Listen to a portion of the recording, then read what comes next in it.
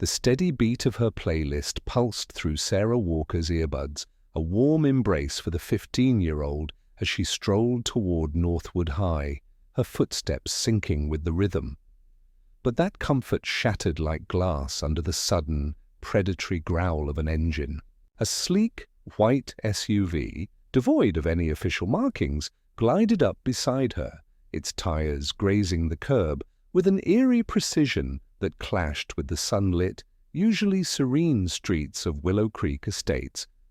Before her mind could catch up, two men, in dark, tactical-style uniforms, cheap knockoffs of real law enforcement, stepped out, their presence ripping apart the neighborhood's polished facade of peace. Sarah's heart thudded wildly as she yanked out an earbud, the forced cheer of Willow Creek's HOA-mandated perfection now feeling like a chilling stage for something sinister. This, she thought with a bitter twist, was their control, escalating. From petty newsletters about overgrown lawns to this outright threat. The patches on their chests, WCCP, Willow Creek Community Patrol, screamed low-budget movie vibes. The taller one, Captain Rex Thorne, puffed out his chest with a smug grin. "Well, well, Bishop," he drawled, his voice dripping with fake authority. "Look what we have here. Young lady, you seem to be loitering rather suspiciously, and if I'm not mistaken, that jeans and band tee combo isn't exactly Northwood High dress code." He waved a hand vaguely at her outfit. His partner, Kyle Bishop, a silent, hulking shadow, fixed her with cold, unblinking eyes. "Loitering? I'm walking to school," Sarah shot back, her voice steadier than she felt, defiance flickering beneath her fear. "Which city in the United States are you watching from? Drop a comment and share with us if you've had any confrontations. With the HOA, we'll narrate your story on our channel." Father's words echoed in her mind. A lifeline. Observe Sarah. Details stay calm, don't let them see your fear. Northwood is just 2 blocks down. Thorne smirked, clearly enjoying himself. "That's what they all say, sweetheart, but you fit a certain profile and we've had reports of unusual activity. We'll need you to come with us. Standard procedure. Just a few questions come with you. Who are you people?" Panic, sharp and cold, began to claw its way up her throat, but she fought it down. "You're not the police. I don't have to go anywhere with you." "Oh, but I think you do." Bishop rumbled his first and only words. He moved with a surprising brutal speed before Sarah could scream or even brace herself. Her arm was seized in Thor's vice-like grip, her backpack a comforting weight, moments before slithered from her shoulder, thudding onto the pristine sidewalk. She felt the rasp of heavy-duty plastic as her wrists were yanked behind her back. The zip ties cinched painfully tight. A small, choked cry escaped her as they marched her towards the SUV's open rear door through a dizzying wave of terror and disbelief. Her eyes darted across the street, snagging on a detail, Mrs. Henderson's. Lace curtains twitched, then fell still, a silent witness to the perfect morning and the perfect crime unfolding in broad daylight. Then the car door slammed, plunging her into a terrifying alien darkness, the slammed car door that had swallowed Sarah. Walker into darkness left an echoing void on the corner of Sycamore and Elm behind her starched lace curtain. Mrs. Henderson finally let out a shaky breath, her hand flying to her mouth, the image of the white SUV seared into her mind miles away. In the quiet of his home office, John Walker, a man whose life had been a study and controlled force and strategic calm, was about to have his carefully ordered world fractured by a single, fateful phone call. It was 10:17 a.m. Northwood High's attendance office, polite procedural. "Mr. Walker, this is Carol from Northwood. We're just calling to verify Sarah's absence today. Is she unwell?" John's blood ran cold. Sarah was never unwell without him knowing. "Never know," he said, his voice pretty naturally, calm, a chilling counterpoint to the sudden ice in his veins. She left for school at her usual time. Why the voice on the other end kept talking, but John was already moving, his training honed over years as a Green Beret and now as an elite skills instructor. Kicked in, panic was a luxury he couldn't afford. Action was a necessity. He ended the call, his mind a razor-sharp instrument already sifting through possibilities, each one darker than the last. A quick check, though. Sarah's phone locator app showed her last ping at 7:58 a.m. right near the edge of Willow Creek Estates, on her usual route, then nothing offline. He was out the door in under 60 seconds, his jaw set, arriving at the quiet, sun-dappled corner. Sarah's phone indicated his eyes trained to see what others missed. Scanned the scene. The sidewalk was pristine, almost too clean. But then he saw it. Sarah's navy blue backpack lying forlornly near the curb. Its contents slightly spilled as if dropped in a struggle. A wave of cold fury washed over him, quickly, compartmentalized. He knelt, examining the faint, almost invisible impressions on the soft grass verge beside the curb. Wide tire tracks, heavier than a standard sedan they'd parked, right here. 2 WCHA maintenance workers trimming hedges a little way down the street. Glanced nervously as John approached them. They were regular staff, not Thorne's patrol morning. John said, his voice even almost gentle, yet with an undercurrent that made both men stop their work. "I'm looking for my daughter. She walks this way to school." "Did you see a 15-year-old girl, brown hair, navy backpack, perhaps talking to anyone in a white SUV this morning?" The men exchanged uneasy glances. "I can't say we saw a girl," Mr. One mumbled, avoiding eye contact. "But there is that white SUV belongs to the WCCP, the community patrol guys, Captain Thor. He drives it, mostly WCCP." John pressed his gaze, unwavering. "What kind of patrol, sort of security for the HOA?" the other man offered. Fidgeting with his shears, "They keep an eye on things. Thorne's real serious about the rules." He lowered his voice. "Acts like he's a real cop, if you ask me. Give some of us the creeps." John nodded slowly, absorbing the information. "Amateur overzealous, and now almost certainly abductors. Thanks," he said. The single word carrying a weight that made them step back. Walking back to his car, Sarah's backpack clutched in his hand. Pieces began to slot into place. This wasn't a random act. This was an abuse of fabricated power. Inside his vehicle, he pulled out his phone, scrolling to a secure contact. "Mark, it's John Walker," he said, when the call connected, his voice low and urgent. "I've got a priority. One situation. My daughter Sarah, she's been taken. Possible abduction by a pseudo-cop outfit here in Willow Creek, calls themselves WCC, run by a guy named Thorne. I need everything you can find on them, fast and discreet." "This is off the books until we know what we're dealing with." He listened for a moment. "Understood. Thanks, Mark," ending the call. John stared at the pristine, silent street. They thought they were untouchable. They thought they had his daughter. They had no idea who they'd just provoked. His hunt had begun, while John Walker's cold fury began to coalesce into a precise plan of action. His daughter Sarah was miles and a lifetime away from the familiar comfort of her street. The journey in the back of the white SUV had been mercifully short, a terrifying blur of tinted windows, the stale scent of cheap air freshener failing to mask something acrid beneath, and the rough fabric of the seat against her cheek. Then an abrupt stop, the engine cutting out, followed by the clunk of doors opening. Sarah was hauled out, not roughly, but with an impersonal efficiency that was somehow more chilling. They were at the edge of Willow Creek Estates, at a dilapidated, single-story maintenance building. She vaguely remembered seeing from the distant bike path a forgotten relic of the community's earlier development weeds clawed at its faded paint, and a battered sign reading WCA Storage and Maintenance Authorized Personnel only hung crookedly by one screw. This apparently was the grand headquarters of the Willow Creek Community Patrol.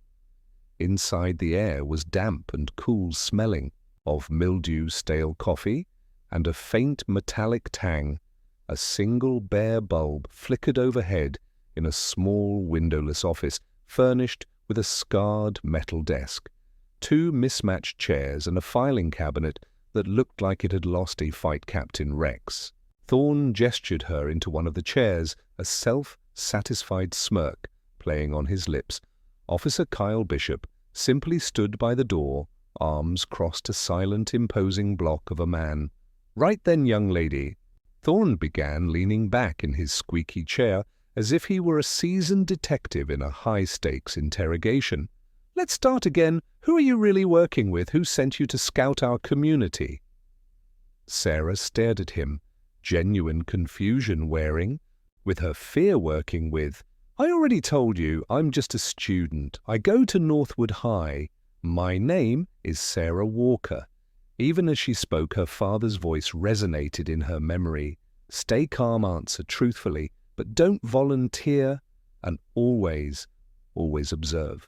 She forced herself to catalogue the room. One door in where Bishop stood.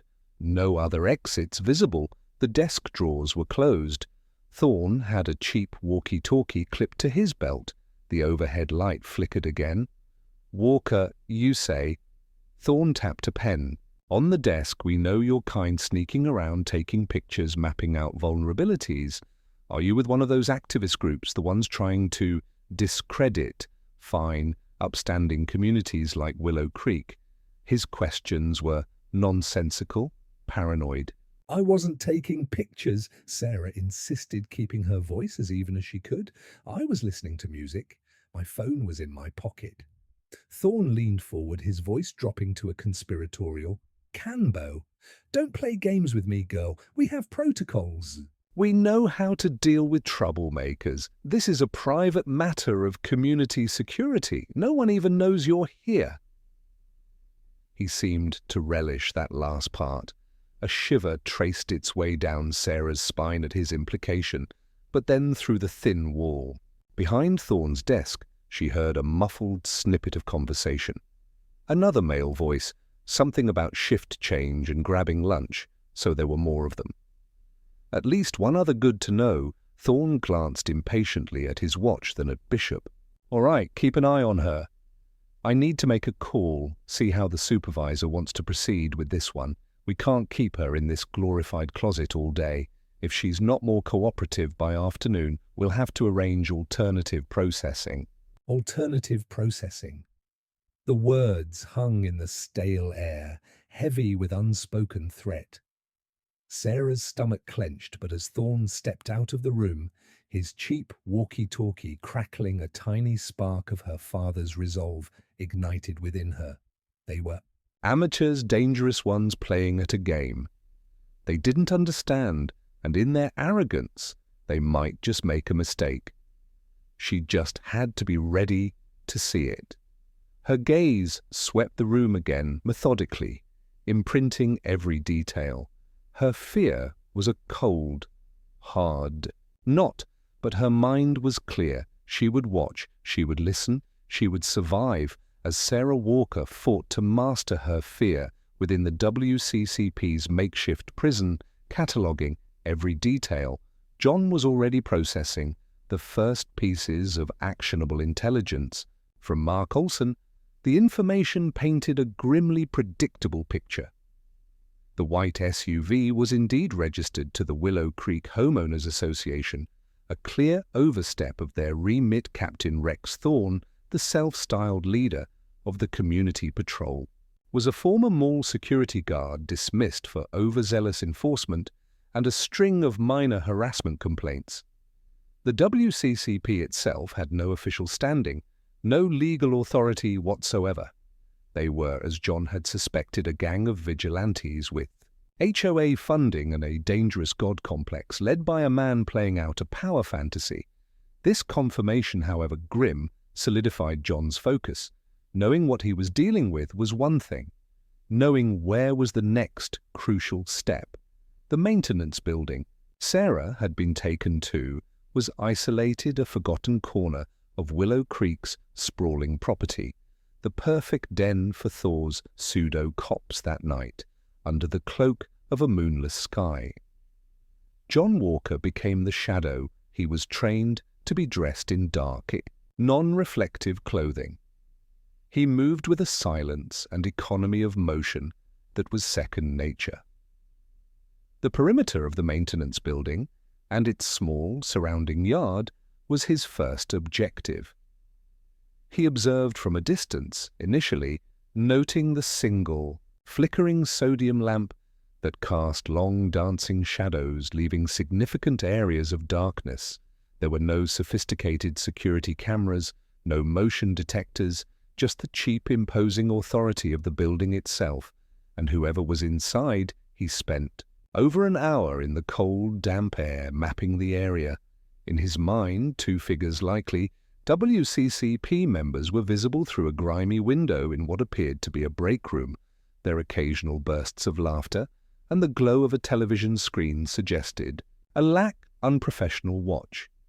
He noted their sloppy, infrequent patrols around the building. One man every 30 minutes or so, taking the same predictable route, his flashlight beam cutting lazy arcs, child's play. John circled wider, identifying potential. Blind spots, approach routes, and crucially escape paths. A section of chain-link fence at the rear of the property was loose.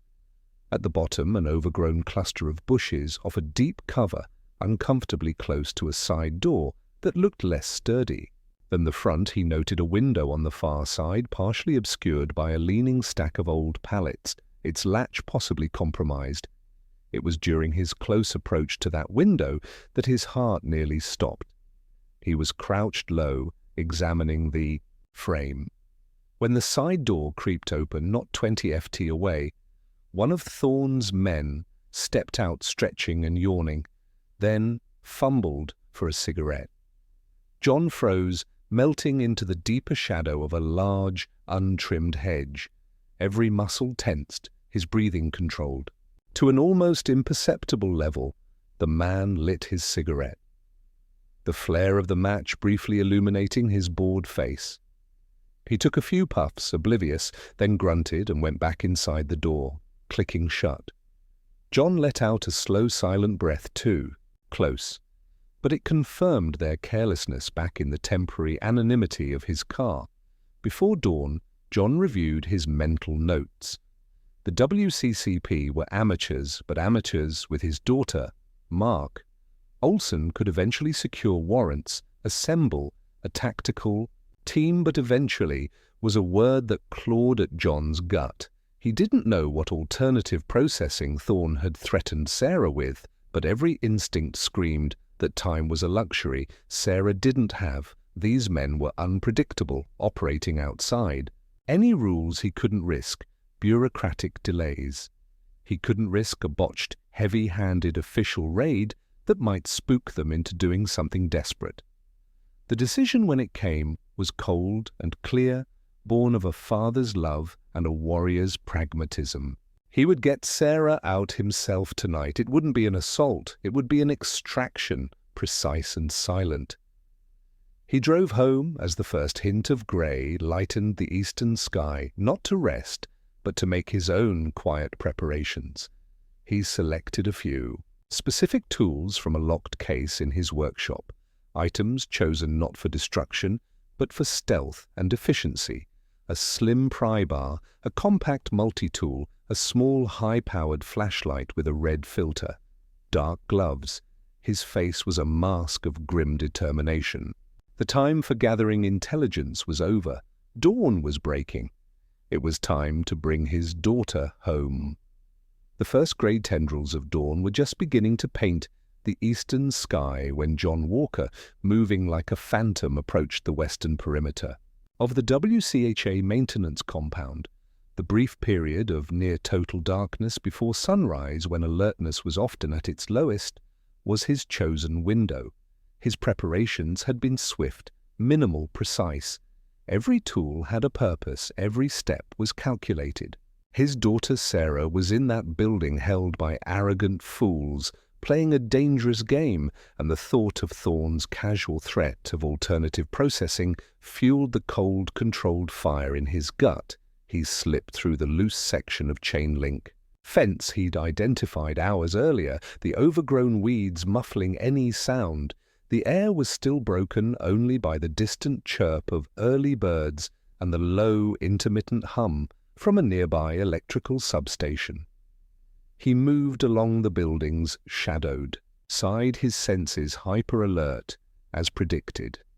The single patrolling WCCP guard, a heavy-set man, John didn't recognize from his brief, earlier encounter with Thorne, and Bishop was making his rounds with bored indifference, his flashlight beam a lazy metronome.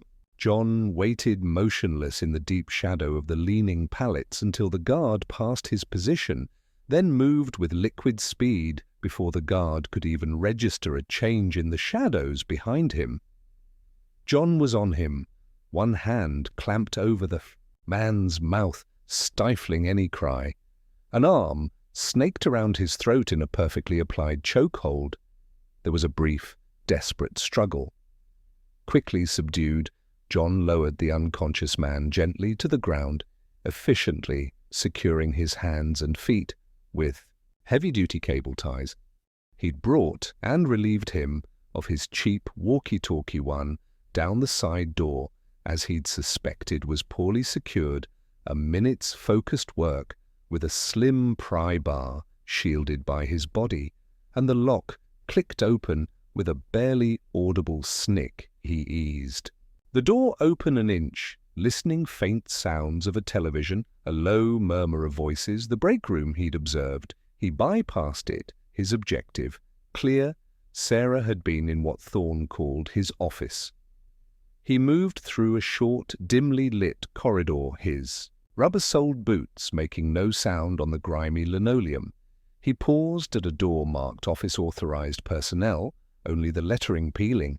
He could hear a low, intermittent snoring from within Kyle Bishop, most likely if Thorne had left him on guard. Duty? John tested the knob, unlocked. Thorne's arrogance was proving to be his undoing, easing the door open. John confirmed his assessment. Bishop was slumped in the desk chair, head lulled back, mouth open in a sonorous snore, the television in the corner flickering with an early morning infomercial. A half-eaten sandwich sat on the desk beside him. John moved with the same swift precision as before. Bishop never even woke up. He was incapacitated and secured before his next snore could fully form two. Down, and then he saw her. Sarah was in the far corner, curled on the floor, awake, her eyes wide, in the dim light filtering from the corridor. Relief, fierce and overwhelming, washed through John, but he kept it locked down. He put a finger to his lips, then moved to her side. "Dad," she mouthed, tears welling. He quickly and expertly cut the zip ties on her wrists, his touch gentle. "Are you hurt?" He whispered, his voice barely a breath. She shook her head, rubbing her raw wrists. "Number just scared Thorne. He was in here earlier. He went to a back room through there." She gestured to another door at the rear of the office. "He said something about processing me this afternoon." John's jaw tightened. "Not anymore." He helped her to her feet. "Stay behind me no matter what." The door to the back room was slightly ajar. John could hear Thorne's voice, low and irritated, apparently on a phone call. "Don't care what the HOA guidelines say. This girl is a troublemaker. Yeah, by noon we'll have her officially transferred. No paper trail on our end." John pushed the door open, fully Rex. Thorne, leaning against another metal desk phone pressed to his ear, looked up, his eyes widening in disbelief, then confusion, then dawning fear, as he saw John, a figure of silent, lethal intent, filling the doorway. Sarah was a pale shadow behind him. "Who the hell are you?" Thorne stammered. Dropping the phone, he fumbled for the walkie-talkie on his belt. "Doesn't matter who I am," John said. His voice a low growl, he crossed the small room. In 2 strides, his hand shooting out, deflecting Thorne's arm as he reached for the radio, then twisting it with practiced ease. Thorne cried out a yelp of pain and shock as the radio cluttered to the floor. "You took my daughter," John stated, his eyes like chips of ice. "That was a very big mistake." Thorne, his face ashen, found a sliver of his old bluster. "This is an official WCCP facility you're trespassing. I'll have you arrested." John almost smiled. He picked up a pair of zip ties from Thorne's desk, identical to the ones that had bound Sarah. "I don't think so." Within seconds, Captain Rex Thorne, the self-proclaimed authority of Willow Creek, was securely bound, his bravado completely gone, replaced by a whimpering terror. John looked at him with cold contempt. "It's over, Thorne." He turned to Sarah, his expression softening instantly. "Let's go home." He led her out the way he'd come, past the unconscious bound forms of Thorne's officers, and into the cool, clean air of the approaching dawn as they slipped through the gap in the fence and into the grey anonymity of the waking town. Sarah leaned against him, a shuddering sigh of relief escaping her. John held her close for a moment, the father eclipsing the soldier. "You're safe now, Sarah Bear," he whispered. "You're safe." But as he scanned the quiet streets, his mind was already shifting. This part was done, the next was just beginning. The rising sun cast long shadows as John Walker drove away from the dilapidated maintenance building, Sarah beside him wrapped in a blanket he kept in the car. She was quiet, leaning against his arm, the adrenaline from her ordeal slowly ebbing away, leaving a profound exhaustion in its wake for John. However, the adrenaline was still a controlled burn.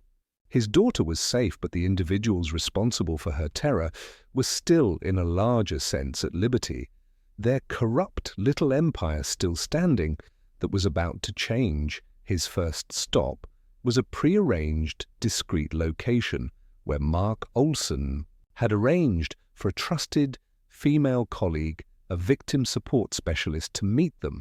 Sarah needed to feel secure to recount her experience in a calm environment, and John needed to ensure his next steps wouldn't be compromised by his immediate presence at a crime scene he'd technically just created, as Sarah, pale but composed, began to give a statement. John stepped away to make his own call to Olin. Mark John's voice was low, devoid of any triumph, only grim purpose. "Sarah's out, she's safe. The WCCP facility, that old maintenance shed on the east perimeter of Willow Creek, has 3 officers currently incapacitated and secured inside Thorne Bishop, and 1 other. They need to be picked up before anyone stumbles upon them, or they manage to get loose. Sarah's testimony will confirm unlawful detention, among other things. Thorne was on the phone when I found him talking about transferring her by noon. No paper trail. You need to move fast." He then gave Olson a concise, detailed summary of the layout, the lack of real security, and the individuals involved. Mark Olson didn't waste time. Within the hour, a convoy of official, unmarked law enforcement vehicles, a mix of FBI and state police tactical units, descended upon the WCCP's ramshackle headquarters. There was no dramatic shootout, no prolonged siege. It was a swift, professional takedown. Officers armed with federal warrants breached the building, finding the 3 WCCP members exactly as John had described, bound and seething, their pathetic charade of authority utterly dismantled as detectives and forensic teams began their meticulous work. The true nature of Thorne's operation started to bleed out from the dingy office.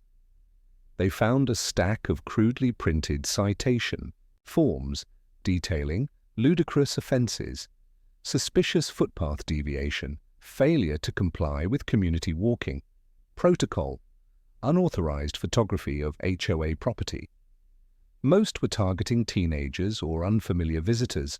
A locked filing cabinet easily opened revealed files on several Willow Creek residents containing handwritten notes of surveillance and petty infractions in Thor's desk. They discovered a binder labelled WCCP Operational Protocols, a document filled with self-important jargon and illegally assumed powers shockingly authorized by what appeared to be minutes from a Willow Creek HOA board, meeting financial records on a cheap laptop-linked payments from WCHA funds disguised as community safety enhancements directly to a shell corporation. Named Aegis Community Solutions Company, Olson's initial check had flagged as having ties to Rex Thorne himself. They even found a box of the fake WCCP patches and a few cheap imitation security badges, one ostentatiously labelled Chief Thorne by late morning Mark Olson called John. We've got them, John, and the place is a gold mine of prosecutable idiocy. Your daughter is a brave kid. Her statement is solid gold, but it gets better or worse depending on how you look at it. The paper trail from Thorne's office doesn't just stop with him. It leads straight up the ladder, directly implicating members of the Willow Creek HOA board. This isn't just a few rogue clowns. This was sanctioned. John listened, a grim satisfaction settling in the immediate. Threat to Sarah was over now. The larger, more insidious rot within Willow Creek Estates was about to be exposed to the harsh light of real justice. Mark Olson's grim prediction that the rabbit hole plunged deep into Willow Creek Estates proved to be an understatement. The evidence meticulously gathered from Rex Thorne's makeshift office, combined with Sarah Walker's unshakable testimony, unraveled the WCHA's rotten core with alarming speed. Federal and state investigators, armed with a slew of warrants, descended upon the homes of select Drew K. HOA board members and the almost invisible office of Aegis Community Solutions. The arrests followed swiftly.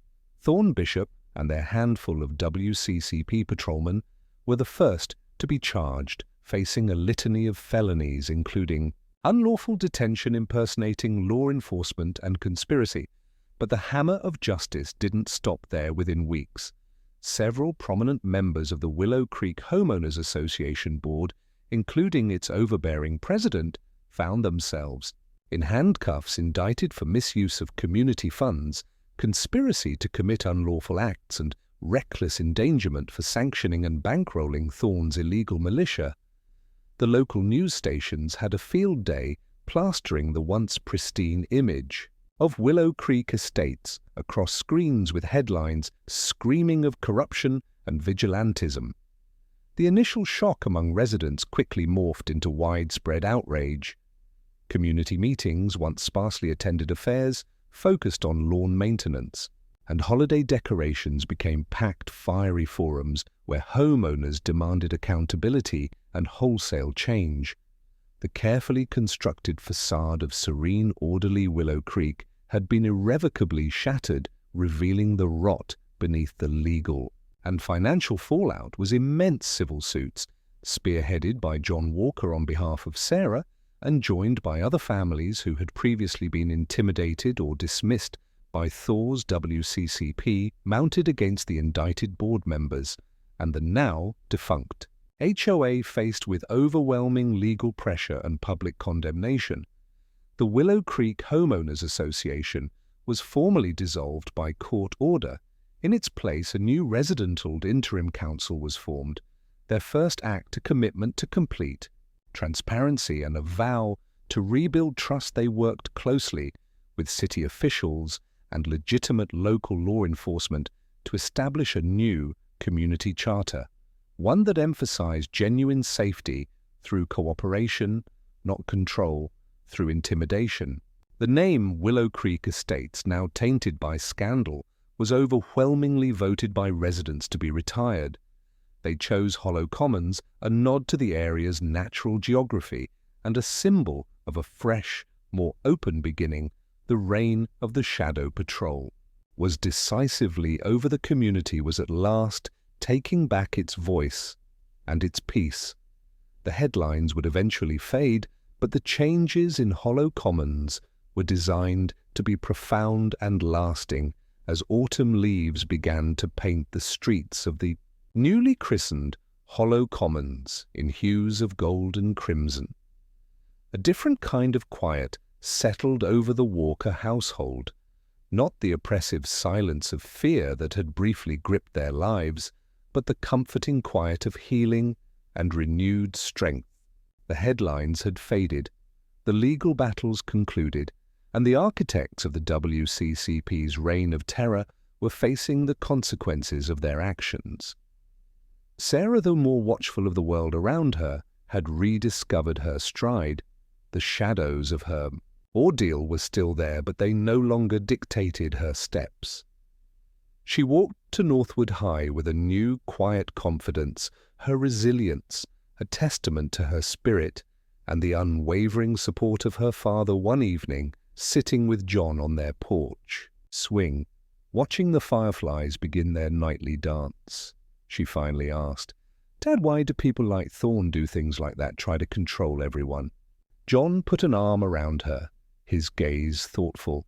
"Sometimes, Sarah, people mistake power for strength.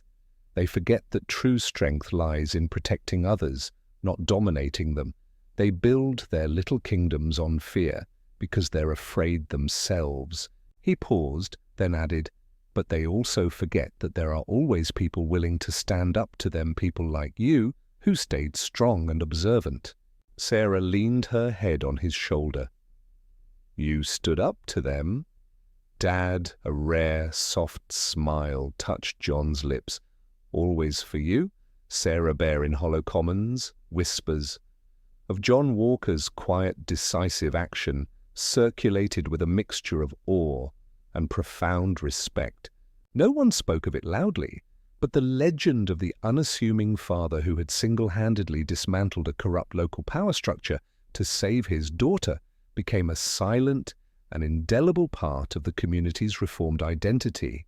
He sought no accolades, content in the knowledge that his daughter was safe and that a measure of real justice had been restored. The system that had allowed such an abuse of power had been broken, and in its place, something better, more accountable was beginning to grow. For John Walker, that was victory enough. The echoes of that terrible Tuesday morning would linger, but so too would the enduring lesson that courage, family, and an unwavering commitment to what's right could indeed topple any fake empire. Hey,